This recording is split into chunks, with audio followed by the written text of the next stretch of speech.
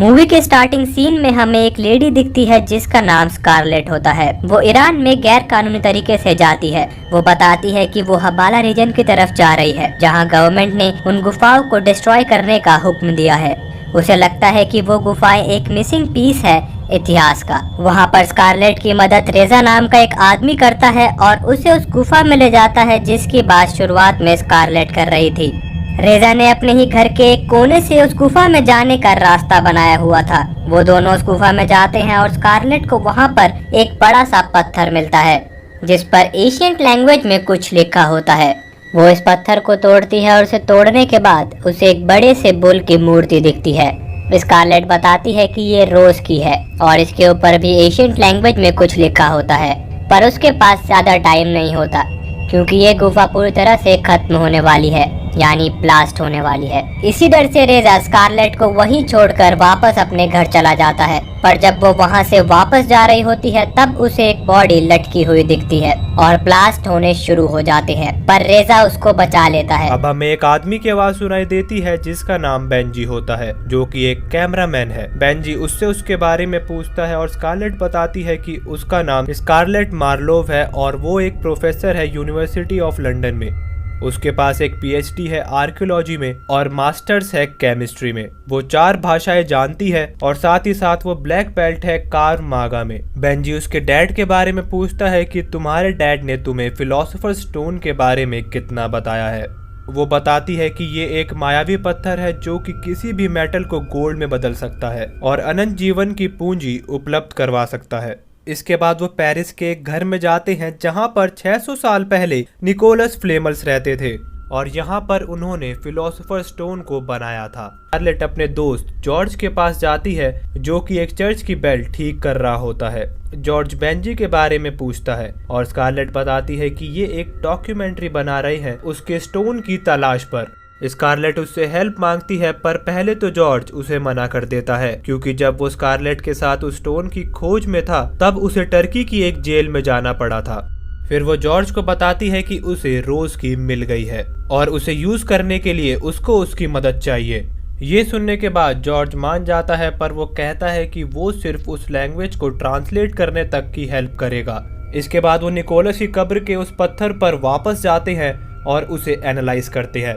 Analyse करते समय Scarlett उस पत्थर को निकालने को कहती है और एक बेंच पर उसे उल्टा करके रख देती है। फिर वो कुछ केमिकल्स उसके ऊपर डालती है और माचिस से हल्की हल्की आग लगा देती है और तभी उसे वहां पर कुछ लिखा हुआ मिलता है जो कि फिलोसोफर स्टोन तक जाने का रास्ता है। वो जॉर्ज के कैमरे से उसकी पिक्चर क्लिक कर लेते हैं और वहां से बाहर आ जाते हैं। अब वो दोनों उसे एनालाइज करते हैं और थोड़ी देर एनालाइज करने के बाद उन्हें पता चलता है कि 370.5 फीट नीचे वो जगह हो सकती है जहां पर उन्हें वो स्टोन मिल सकता है। अब आप ये सोच रहे होंगे कि वो 370.5 फीट नीचे कैसे जाएंगे। स्कारलेट कहती है कि हम पेरिस में हैं और 200 मील की सुरंगें उनके पैरों के नीचे है जहाँ पर 60,000 लाशों के अवशेष हैं। इसके बाद वो उन सुरंगों में जाने का रास्ता ढूंढते हैं मैप की मदद से। जॉर्ज बताता है कि रियू डेस इनोसेंट्स में एक कोलैप्स आया था और वहां एक रास्ता है सुरंग में जाने का। स्कारलेट कहती है कि हमें वहां जाना होगा पर जॉर्ज वहां जाने से मना कर देता है। अब स्कारलेट उस सुरंग में जाती है एक विजिटर बनकर। उस सुरंग के दरवाजे के ऊपर कुछ लिखा होता है जिसका मतलब है रुक जाओ, ये मुर्दों का साम्राज्य है और अंदर की तरफ 60 लाख मरे हुए लोगों के अवशेष रखे होते हैं। वहां पर स्कारलेट को फ्लेमल से जुड़ा हुआ एक और अवशेष मिलता है जो कि उसी कब्रिस्तान से है जहां पर फ्लेमल की कब्र थी और तभी उसे स्टोन तक जाने का रास्ता मिल जाता है। पर उस तरफ काफी सारी हड्डियां रखी होती हैं और सामने जाने का कोई रास्ता नहीं होता। तभी एक लड़का बोलता है कि उस क्लब में जाओ, नाम है ला शोकेस, वहां पर तुम्हें पैपियन मिलेगा, उससे पूछो। पर उसी वक्त वहां पर गाइड आ जाती हैं उन्हें बुलाने क्योंकि वो ग्रुप से अलग हो गए थे। पर जब वो वापस उस जगह पर देखते हैं जहां पर वो लड़का था, वो लड़का वहां पर नहीं होता। स्कारलेट जॉर्ज के साथ उसी क्लब में जाती है जहां पर उस लड़के ने जाने को कहा था। जब वो सब उस क्लब में जा रहे होते हैं तब हम व्यूअर्स को एक अजीब सी लेडी दिखती है जो उस क्लब के बाहर जा रही होती है।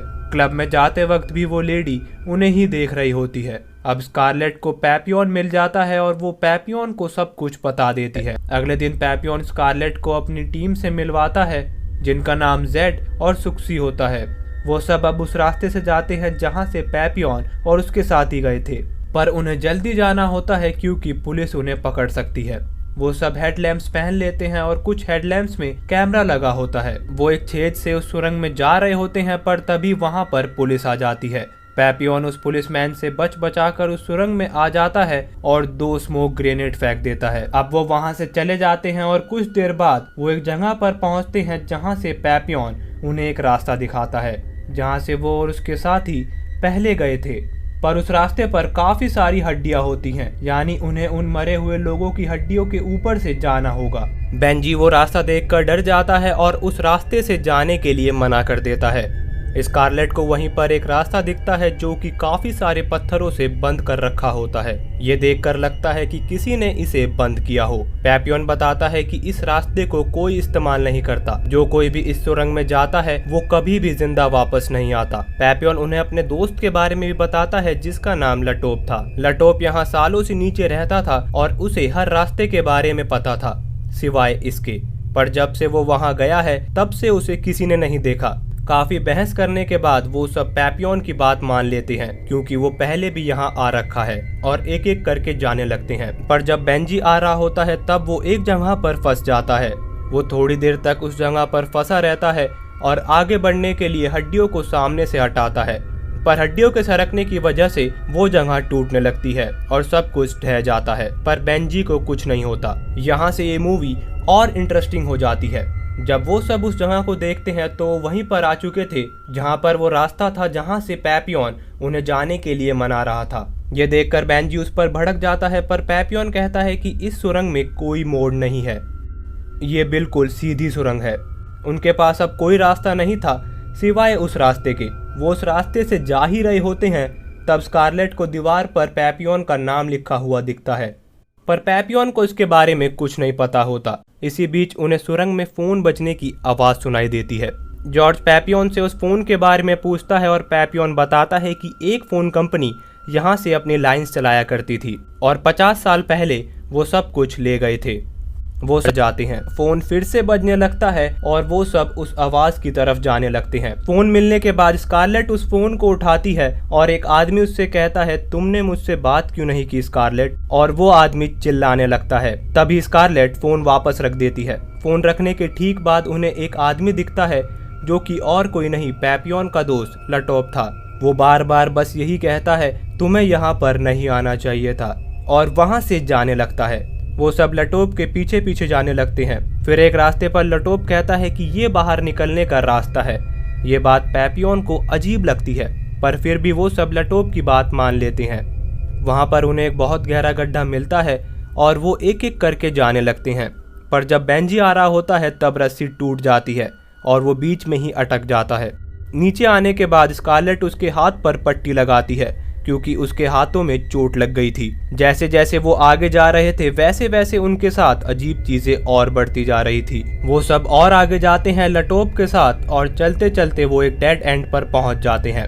पर स्कारलेट और जॉर्ज एक छुपी हुई सुरंग खोज लेते हैं। उस सुरंग में जाने के बाद उन्हें एक 700 साल पुरानी डेड बॉडी मिलती है। जॉर्ज कहता है कि यही धरती का अंदरूनी हिस्सा होना चाहिए, पर स्कारलेट कहती है कि हमें और नीचे जाना होगा। स्कारलेट सबको हेडलैम्प्स बंद करने को कहती है और उन्हें एक रोशनी दिखाई देती है जो कि दूसरी तरफ से आ रही थी। सबसे पहले स्कारलेट वहां पर जाती है और बाकी सब भी एक एक करके जाने लगते हैं। वहां पर उन्हें काफी सारा खजाना मिलता है और वहीं पर फिलोसफर स्टोन होता है। स्कारलेट को ये बात अजीब लगती है क्योंकि वो फिलोसफर स्टोन उन्हें आसानी से मिल जाता है। पैपियन और उसके साथी उस जाली को जैसे ही तोड़ते हैं वैसे ही वो जगह टूटने लगती है। और अब आप ये तो समझ ही गए होंगे कि वो एक जाल था, पर सुक्सी पत्थरों के नीचे दब जाती है। वो सब उसे निकालते हैं और उसके हाथ में गहरी चोट लग गई थी। वो जगह टूटने के बाद से उन्हें लटोप नहीं दिखाई दिया। उन्हें ये लगा कि वो पत्थरों के नीचे दब गया है। बड़े बड़े पत्थर होने की वजह से वो उसे ना ही हटा पाते हैं और ना ही उन्हें लटोप मिलता। एक ऐसी जगह पर पहुंच जाते हैं जहां पर लिखा होता है, सब आशाएं छोड़ दो, वो जो यहाँ प्रवेश करता है उन्हें पेट के बल चलाया जाएगा अंधेरे के साम्राज्य में। यानी अब वो हेल में एंटर करने वाले हैं और उन्हें उस सुरंग में रेंग कर जाना होता है। सुरंग से बाहर निकलने के बाद वो वापस से वही चीजें करते हैं जो उन्होंने पहले करी थी। यानी वो जिस जिस कमरे में गए थे उन्हें अब उन कमरों का अपोजिट दिखता है। एक जगह जहाँ पर फ्लेमल्स की डेड बॉडी रखी होती है उन्हें वहाँ पर लटोप मिलता है। सुक्सी उसके पास जाती है और लटोप उसको मार देता है। वो सब उस स्टोन की मदद से उसको ठीक करने की कोशिश करते हैं पर सुक्सी मर चुकी थी। वो सब लटोप को ढूंढते हैं पर वो वहाँ पर नहीं होता। अब वो सुक्सी की बॉडी को वहीं पर छोड़कर आगे बढ़ते हैं और बिल्कुल वैसा ही हो रहा होता है जैसा उन्होंने पहले किया था। उन्हें उस गड्ढे में फिर से जाना होता है जहाँ पर लटोप लेकर आया था। पिछली बार जब बेंजी उस गड्ढे में जा रहा था तब उसकी रस्सी बीच में ही टूट गई थी, पर इस बार जब बेंजी उस गड्ढे में जा रहा था तब हम व्यूवर्स को वो लेडी फिर से दिखती है जो हमें क्लब और जमीन के नीचे दिखी थी।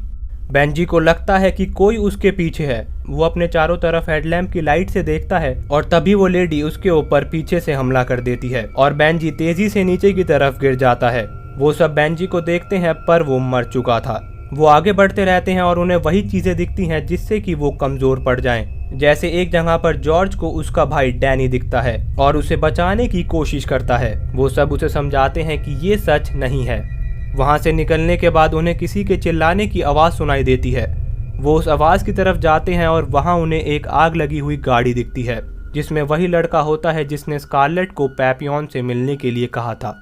ये देखने के बाद पैपियन बार बार कहने लगता है कि इसमें मेरी कोई गलती नहीं थी और वो उस गाड़ी की तरफ जाने लगता है मानो कि कोई उसको अपनी तरफ खींच रहा हो। सब पैपियन को बचाने की कोशिश करते हैं पर वो नहीं बच पाता। जैसे ही वो उस गाड़ी के अंदर जाता है वो गाड़ी वहां से गायब हो जाती है और वो जमीन में उल्टा धंसा होता है। वो उसे निकालने की कोशिश करते हैं पर वो उसे नहीं निकाल पाते। अब बस वो 3 ही लोग बचे थे, स्कारलेट, जेड और जॉर्ज। जेड उनसे कहता है कि हमें वापस जाना चाहिए पर वो कहते हैं कि हमें आगे बढ़ते रहना होगा। कुछ सुरंगों बाद वो एक जगह पर पहुंचते हैं जहां पर एक कुर्सी पर एक अजीब सी ब्लैक हुडेड फिगर बैठी होती है। वो उससे दूर जा रहे होते हैं और तभी दीवार में से एक स्टोन फिगर बाहर आ जाता है और जॉर्ज की गर्दन पर हमला कर देता है।